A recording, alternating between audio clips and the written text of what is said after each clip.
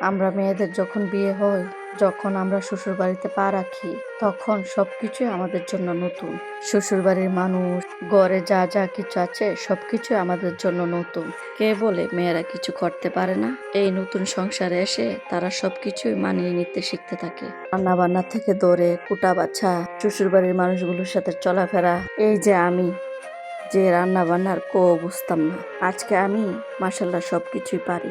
আসলে মেয়েরা চেষ্টা করলে সংসারের সাথে সাথে নিজেকেও স্বাবলম্বী করে তুলতে পারে। আমার মতে প্রত্যেকটা মেয়েরই নিজের পায়ে দাঁড়ানো উচিত। সংসার চালানো শুধু ছেলেদের দায়িত্ব হবে কেন? আমরা মেয়েরা চাইলেও সংসারের দায়িত্ব নিতে পারি।